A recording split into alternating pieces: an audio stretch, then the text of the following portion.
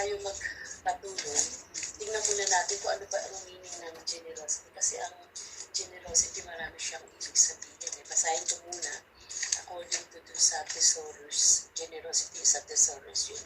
Tapos ang synonyms niya, sabi niya dito is goodness, hospitality, kindness, and unselfishness.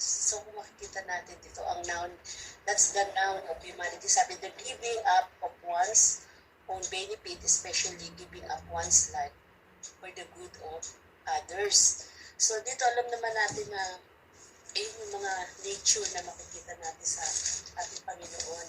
And before we start, so kinuha ko muna yung sa tawag dito, yung sa verse ng sa Psalm 92. Kung meron kayong Bible, buksan nga natin sa Psalm 92 verse 15. Tingnan natin kung ano yung sinasabi doon. Hindi una nakakita.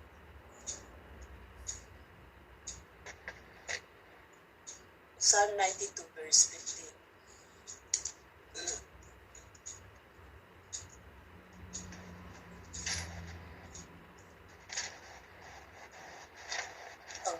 They will declare, the Lord is just. He is my rock. There is no evil in him. Amen. So that's true.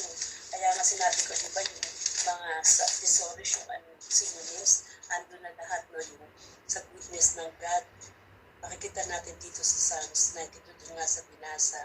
The servant of God should proclaim in prayer that He is good in nature, and that He is good to His people in action.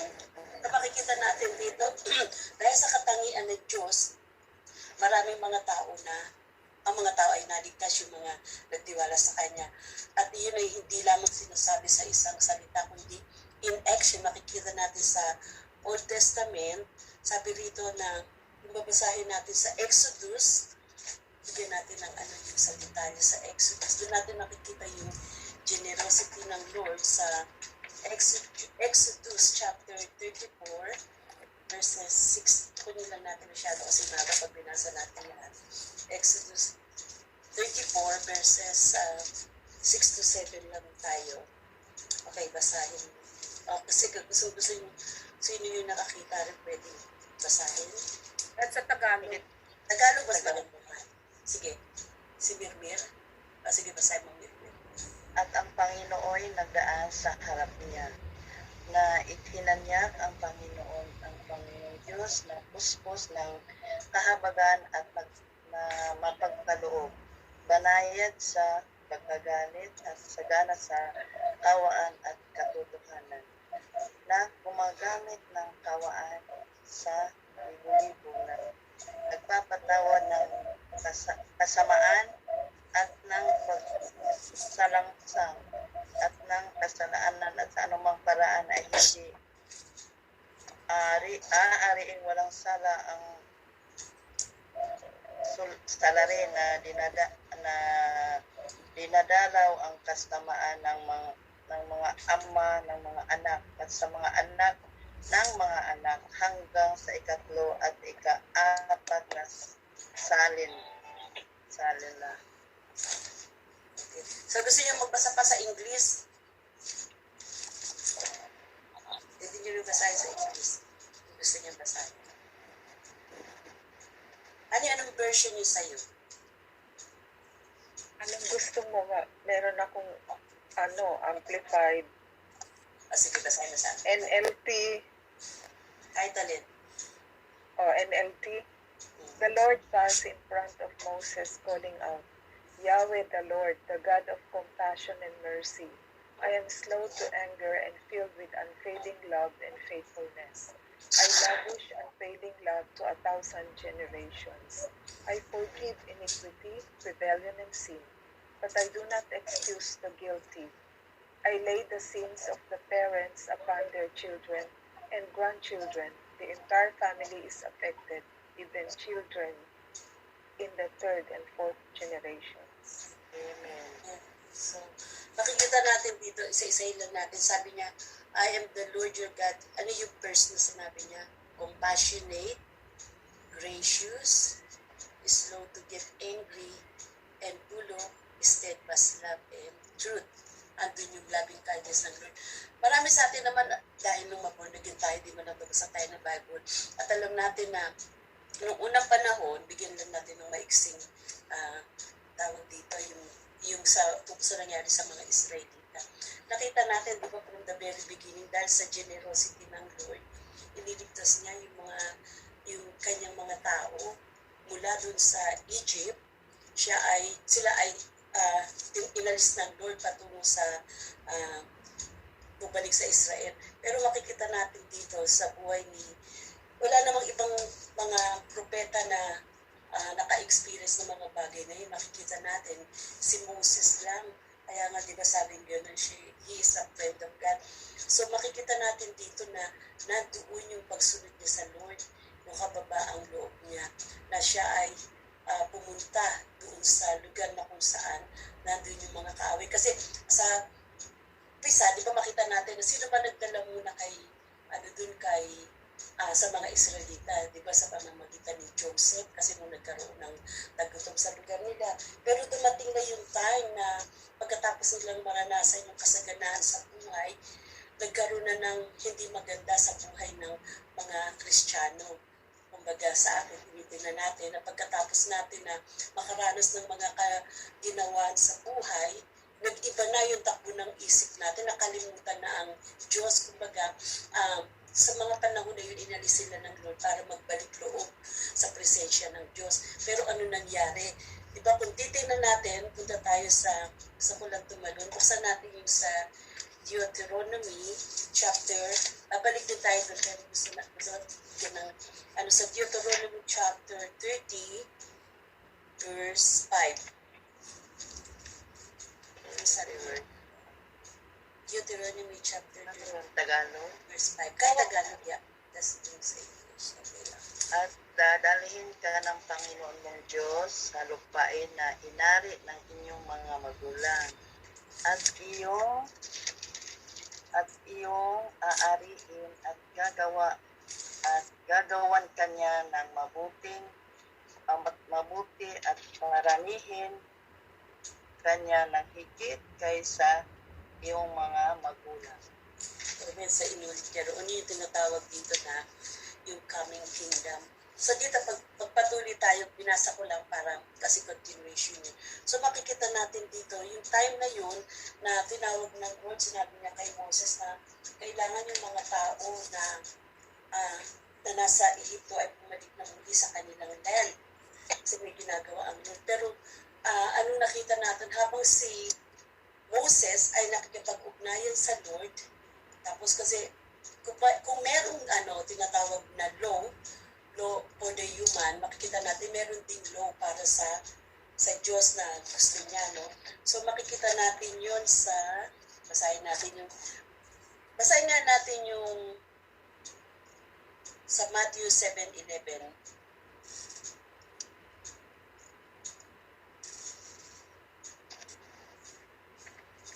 Matthew 7:11.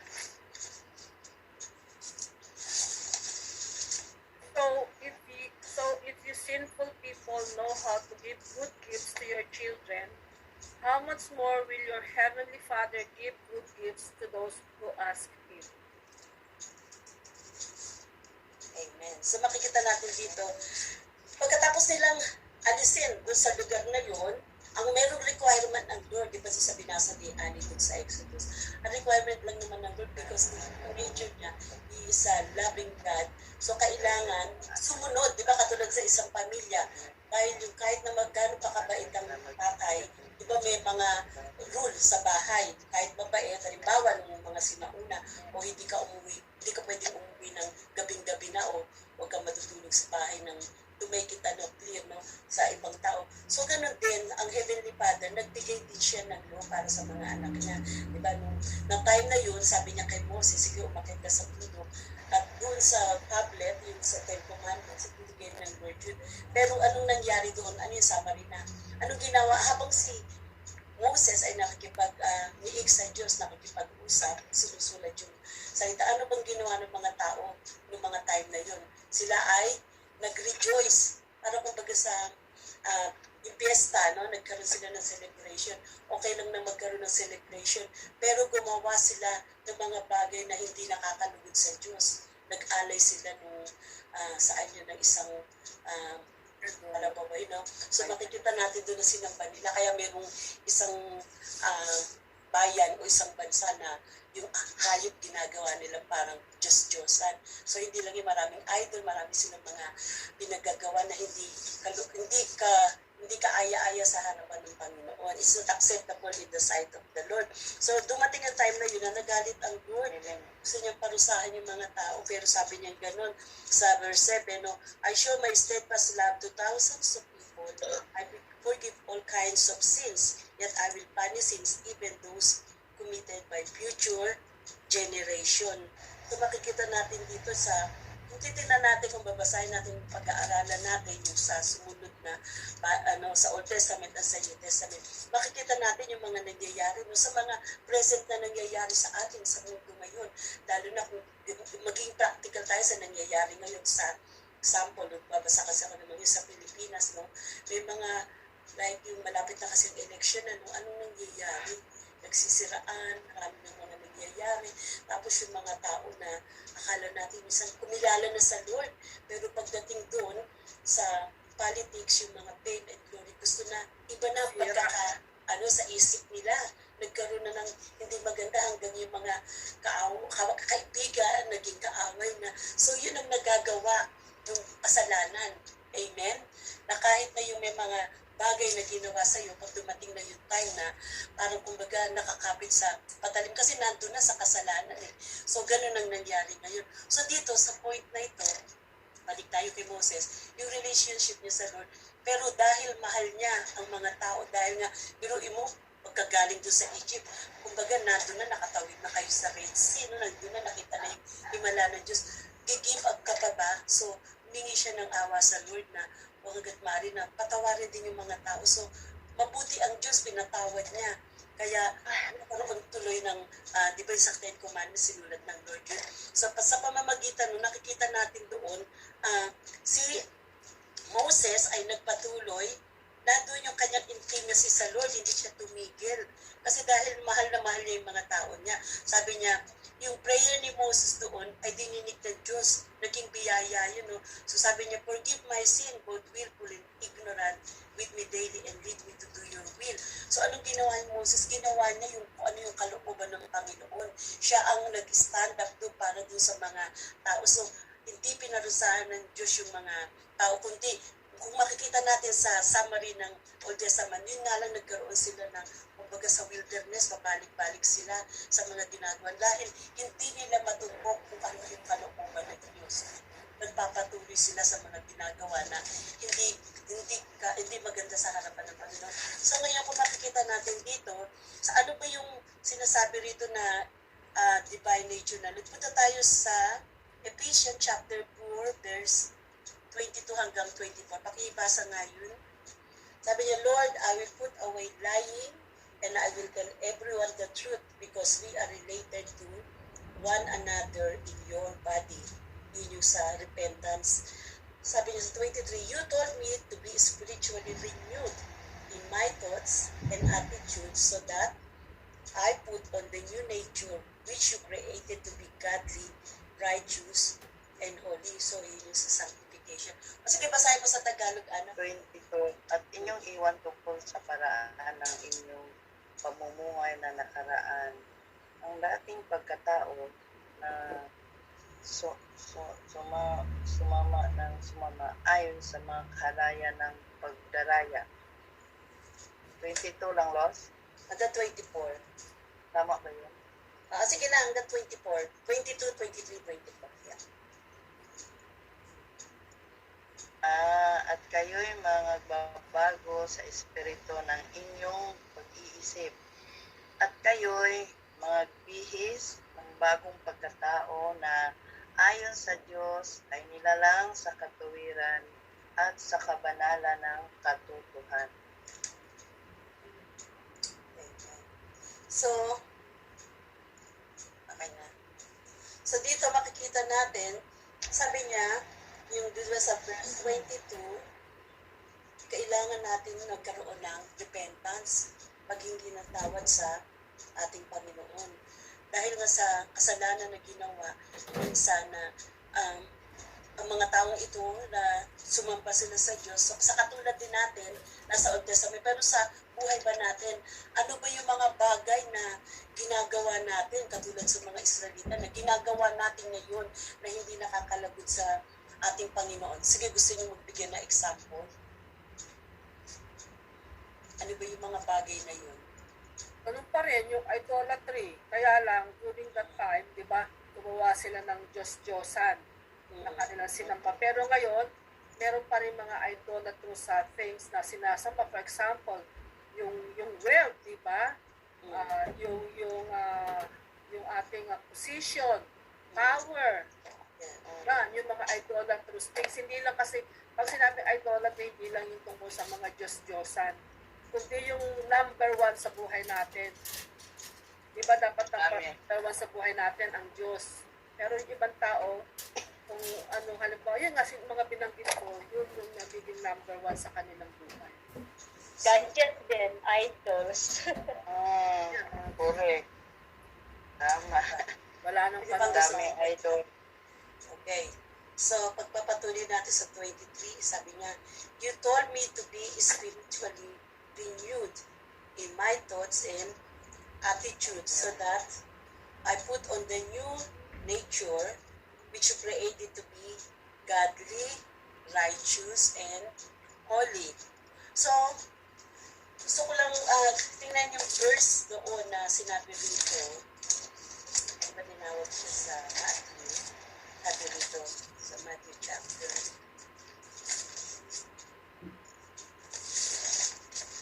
Sa Mark chapter 10, verse 18. So, gusto niyo ba basahin kung sino nakakita una? Mark chapter 10, verse 18. Nakibasa yung Mark chapter 2, verse 18.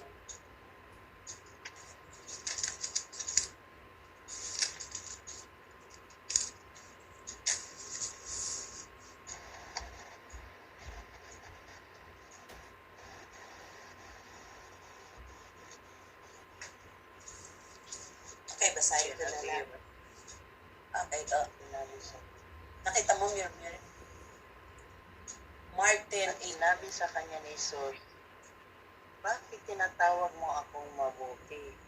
Walang mabuti kundi isa lamang ang Diyos. Amen. So dito kung makikita natin na sabi niya, why do you call me good? Nandun yung eagerness for truth. Tapos sabi niya, no one is good except God. So makikita natin yung essential na yung nature ng Lord dito. Kasi ang ibig sabihin ni Jesus Christ dito is about the deity of God, di ba? Yung D-E-I-T-Y. So doon sa binanggit natin nga sa verse 24, sabi niya ganon, I put on the new nature which you created to be like godly, righteous, and holy. So dito makikita natin na, kasi kung tunay nga na tayo ay nagsisi sa ating mga kasalanan, yung old nature natin, yun ay mawawala sa ating, though hindi naman exactly little by little yung iba, no, na unti-unti nawawala. Nandun kasi kasama dun yung mga, ano ba yung mga evil nature? O sabi, basahin ko to, you told me to put off the old evil nature because it is thoroughly filled with lust and lying. Ito nandun yung mga pagsisinungaling, marami, lust of the flesh, diba minsan sasabihin na white lie, pero kasalanan pa rin dahil nandun yung kasinungalingan. So makikita natin na kailangan natin na spiritually i-renew yung ating mga thoughts and attitude. So kailangan na dumating doon na magkaroon ng changes, yung tinatawag na new nature. Yung new nature na sinasabi nga rin is a godly, righteous, and holy. So dito kung babalik tayo kay kay Moses, kung makikita natin dito, no, nandun yung intimacy, parang kapag aakit na doon siya sa bundok, makikita na yung sabik na sabik siya, nandun na yung intimacy, yung intimate na, Lord, gusto kita makita, no, yung pang, gusto ko na ikaw lang yung kasama ko palagi. Parang siguro sa halimbawa sa mag-sweetheart o boyfriend, gusto mo laging kahit na ano pa itsura ng mukha, halimbawa no isang tao na, pero dahil meron kayong yung talagang sa isa't isa na, no, gustong-gusto mo pa rin siya makita nagkakaroon ng kasabikan. So, how much more dito kay Moses, intimacy niya sa Lord, gustong-gusto niya, Lord, pagka nasa presensya mo ko, nandun talaga yung ang kapayapaan ko, nandun yung talagang gusto ko lang, hindi maipaliwanag yung gano'n na pagkasabik na makita ang Lord. Di ba gano'n yung kapag gusto natin na pag kahit tayo ay napuspos sa ating panalangin, nakikipag-usap tayo sa Lord, hindi natin maintindihan yung mga nangyayari sa atin. Basta alam lang natin, there is peace sa presence na Lord, nandoon yung lahat. Kahit na sabihin na dumadanas tayo ng maraming mga problema. So, nung mga time na yun, hindi madali yung pinagdadaanan ni Moses to be a leader like that, na may mga kasama ka na mayroong iba-ibang ugali, matitigas ang ulo, tapos yung mga nag-aaway-away, iba-iba ng mga paniniwala na pagkatapos na alisin mo sila dun sa bagay na yun, so marami pa silang mga reklamo. Hindi sila natutong magpasalamat. So makikita natin dito na sa babalikan natin dito, sabi niya, ng Lord ay very protective. Makikita natin doon, naging protective nga pa siya. Bakit natin masasabi na ang Lord ay naging protective? Sapagkat sa kabila noon, na nandun sila, hinabol sila ng mga kaaway, ng mga Egyptian, hindi sila pinabayaan ng Lord. Kinabayan sila at hinati nila yung sea para sila ay makaalis doon sa lugar na kumbaga yung sinumpa, may curse na doon sa lugar na yun. So ayaw ng Lord na tayo ay manatili sa kasalanan. Ang nais ng Diyos, inalis niya tayo dun sa kasalanan. Kaya lang, nasa atin yung choice natin. Ano bang nais natin? Gusto ba natin na ganito lang after na mag-born again, na makakilala ang Lord? Hindi, ang nais ng Lord, tayo ay magpatuloy sa ating relasyon, sa ating Panginoon. Ano ba yung mga bagay na maaari natin gawin para malugod ang ating Panginoon? Gusto niyo magbigay ng mga example? Gusto niyo mag-share? Na pagkatapos niya tayo piniligtas mula dun sa kasalanan, ano ba yung paglakad na dapat natin gawin? Katulad sa sinasabi natin. Sino gusto magdagdag dun? Tulong tayo. Sige, Anika. Righteousness. Sa Repentance. example. Yung sa example, yung personal sa personal life mo. Yung example. So, repentance, ibig sabihin nun, yung dati mong ginagawa sa akin, ano ba yung dati kong before kasi, nung nung mga bata pa kasi, di ba, na-born again tayo, mga bata pa tayo nun, di ba? Kasi, pag may hinahanap ako nun, palaging mainit ang ulo ko pag hindi ko makita. Yung mga tao, inaanuhan ko. But after na mag-born again ako, nawala yun. Kumbaga, naalis yun. Inalis ng Diyos sa akin yun. Yun. Tapos, pag na-born again ka, mararamdaman mo na may pagmamahal ka na sa ibang tao. Yung mga tao dati na galit ka, pinapalambot ng Diyos yung puso mo. Yun. Diba? Compassion, yeah. So, compassion, yung righteousness, at saka, pag nagkasala ka, meron ka ng conviction na right away, pinagko-confess ka ng Lord doon sa kasalanan na yun. Yun. At saka, yun na yun. Ang sabi ni Marlene, pagtulong sa ibang tao. Ano ba yung kanina? Yun, si Marlene na.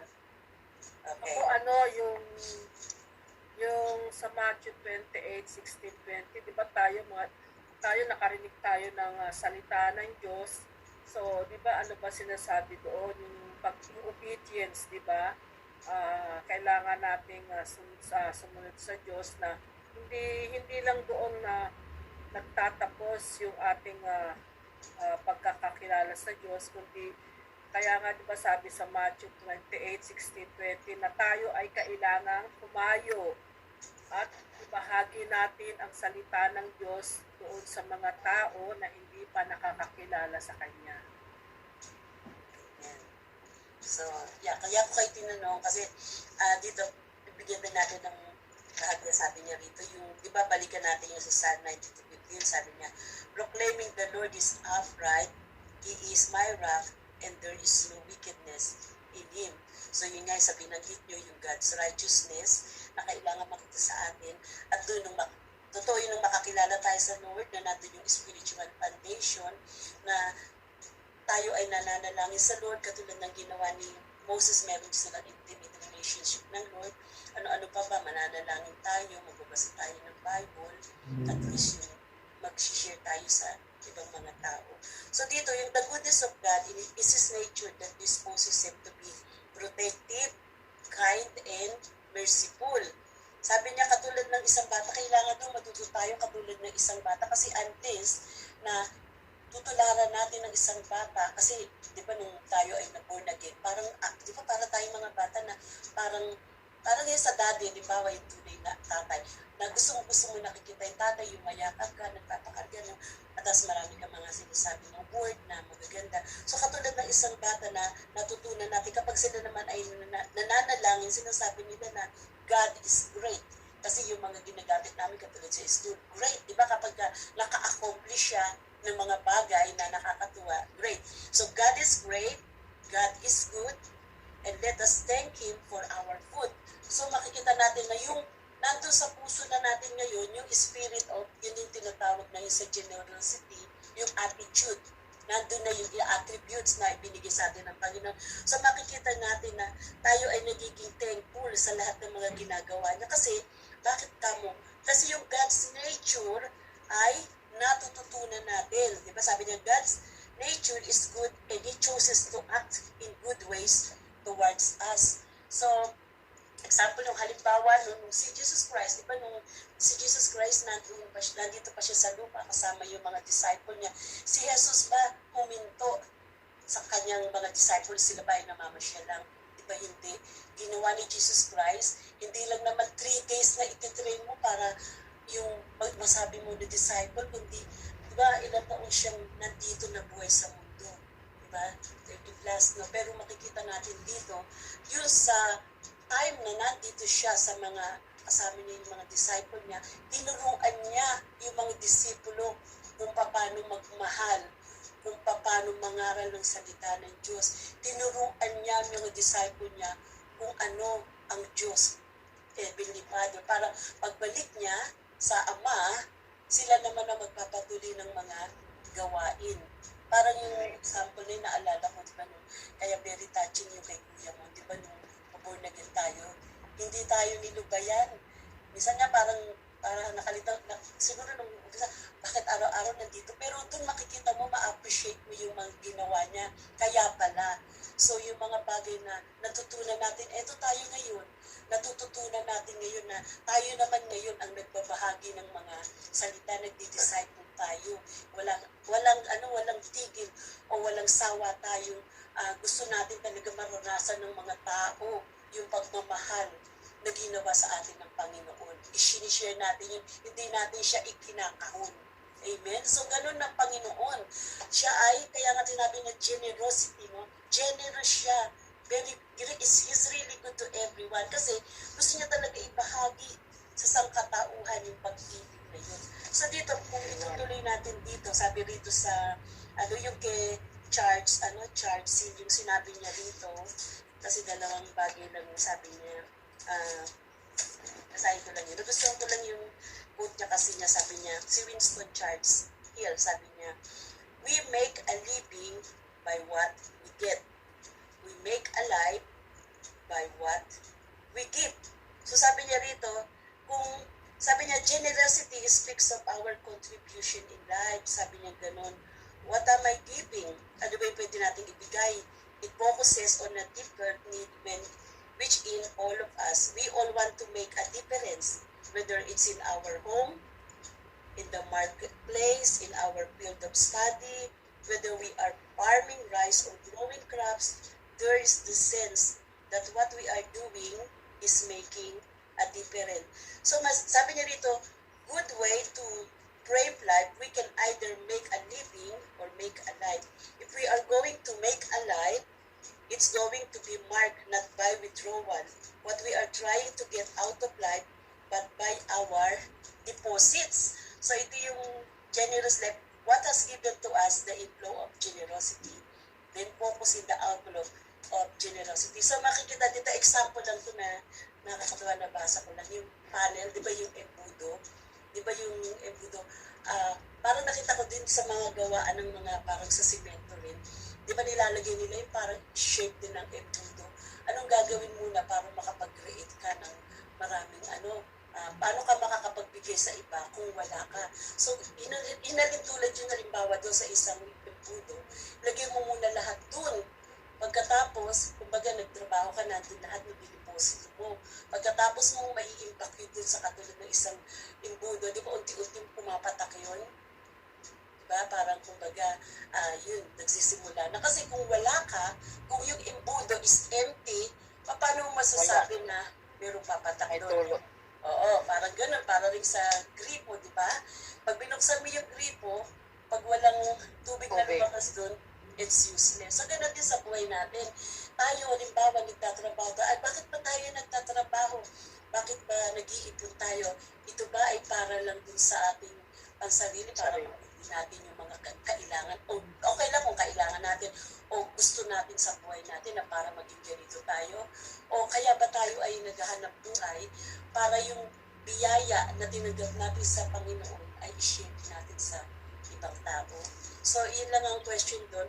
So, dito, hindi na ako masyadong magtatagal, magbigay lang ko ng mga ibang dito. Sabi niya rito sa Romans, sabi niya, dito yung steadfastness and faithfulness ng Lord. Sabi niya, okay, basahin ko lang. Balik tayo kay Moses. So, Exodus, God possessed Moses twice and called out his name, Yahweh, and then again, Yahweh. The use of repetition and Semitic literature is a method of emphasizing the importance. This is God's unique name in the Old Testament. It means I am. So naalala ko yung pinag-aralan namin. Itong this month pala, I am. Yun ang topic namin sa church. Sabi niya, the one who always is, really is. The God is always compassionate. God is always gracious, slow to anger. So yung binasa natin kanina. So makikita natin dito yung abounding love ng Lord na yung generosity. Kaya makikita natin after nung protection dun sa mga tao sa Israelita, nandun yung compassion ng Lord, di ba? Protective yun, kindness, binigay niya sa atin ng lahat ng bagay. And then yung merciful, naawa ang Lord, di ba? Ang Lord, pag lagi siyang naawa kahit na gumagawa na tayo ng mga kasalanan, hindi niya minahal yung sin, kundi minahal niya tayo. Yung mercy ng Lord palaging nandoon, lalo na kapag lumalapit tayo sa Lord, di ba? Kaya nga importante na kapag nakagawa tayo ng kasalanan, sabi, lumapit tayo sa Lord, ihingi natin ng tawad, hindi lang isang beses, kumari nga araw-araw, Lord, na linisin tayo ng Lord. At nandun palagi yung awa ng Lord sa ating mga buhay. Now, sa last part nun, sabi niya, sa Nahum, sabi niya sa Nahum, chapter 1, verse 7, basahin ko na lang. Sabi niya, the Lord is good, a strength, a stronghold in the day of trouble. He knows or he recognizes, cares for, and understands, and fully those who take refuge and trust Him. So, sa mga panahon na to na lalo na sa COVID, maraming mga bagay na, maraming mga tao na yung katulad ng kasama ko sa work, no, napansin ko kasi matagal ko na rin silang pinapipray. Sabi ko, Lord, ano ba yung purpose mo?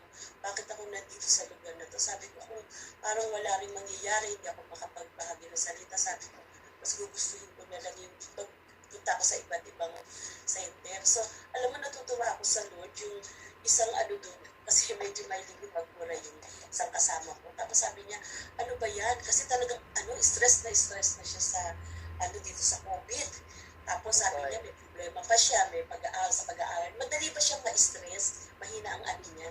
So, tapos sabi niya yung insurance pa niya. Tapos parang nag-EF na siya dun sa messenger. Tapos tinext ko siya, minessage ko siya ng confidential siya na sabi ko, I'm sorry to what I hear. Sabi ko, all you need to do is just take a minute to pray pray, sabi ko, and then relax. I know God will hear you.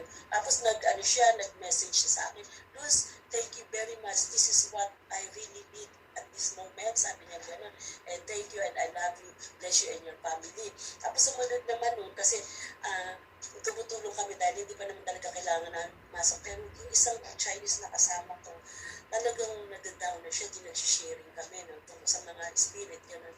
Tapos nagpunta ako nung kahapon sa center, pinag-break din, lagi ko siya sinisharean. Tapos kahapon nag-open siya, sabi niya, alam mo, sabi niya gano'n, sabi namin, yung mga nangyari sa akin, nag-apply ako ng visa ko. Tapos hindi na yun, sa residency, tapos temporary. Tapos yung mochi niya, ninakaw pa yung nakaraan. Tapos ang tagal bago niya nakuha, ilang months, nakuha na lang ng pulis sa ibang lugar. Parang marami nangyari sa kanya, alam ko na may due daw siya, pero sinasama ko siya sa panalangin. Tapos kahapon sabi ko, kung gusto niya ba tanggapin si Lord sa buhay niya, kasi nandun pa yung mga tao, tapos nung kami dalawa na lang, sabi ko, bago ko ipag-pray yung mga needs mo, sabi ko, hindi kita pinipilit, there's no pressure here, pero binahagi ko lang yung John 3:16, tsaka yung ginawa ng Lord. Pero very willing siya, very much willing, kasi sabi niya yung isang teacher na really binigyan daw siya ng Bible. So sabi ko, basahin mo yung Bible mo, tingnan mo din yung binigay kong verse sa'yo. Tapos yung tumanggap siya sa Lord, tapos pinag-pray ko nga siya. Tapos sabi ko, nagsabi siya, sabi ko, ano yung pakiramdam mo ngayon, mabigat pa ba? Sabi niya, hindi, mas alam mo, naramdaman ko talaga habang nag-pray ka, nagkakaroon ng kakaiba akong nararamdaman, nagkaroon ng peace sa heart ko. Tapos sabi niya, gusto niya, yung bahay niya parang kakaiba dahil siyempre may kalipin siyang lalaki din, alam mo na. Tapos sabi ko, gusto mo ba akong pumunta sa bahay mo? Tapos ipag-pray din natin yung bahay mo. Kasi itong dalawang kasama ko, pero iba yung sinasabi yung tungkol sa, yung mga Chinese magaling yung pagdating sa, alam mo na yung discernment ng spirit, yung parang mga gano'n. Sabi ko, pero hindi, sabi ko dahil maraming tao na sinasabi nila na may paniniwala sila, pero hindi directly talaga sa true God. Iba-iba yung paniniwala. So, nakakatuwa naman na sa mga alam na natin na malapit na dumating ang Panginoon sa mga panahon na to, hindi naman nakaupo lang tayo, kundi talagang, kumbaga si Satanas, di ba, double na yung ginagawa niya. Pero yun nga, makikita natin yung goodness ng Lord na He is so generous, binibigyan niya tayo ng chance na makapagbahagi ng love, yung concern natin sa ibang mga tao. So sa akin yun lang ang masasabi ko, ano ba yung purpose natin sa life, kung bakit tayo nandito. Ulitin ko lang yung sinabi rito ni Charles Hill na reading class na sabi niya, do we make a living by what we get or we make a life by what we give? Anong klase ba na yung sa ginagawa natin yun? Ito ba ay para sa sarili natin o para ibahagi natin yung kabutihan ng Diyos? So, yun lang.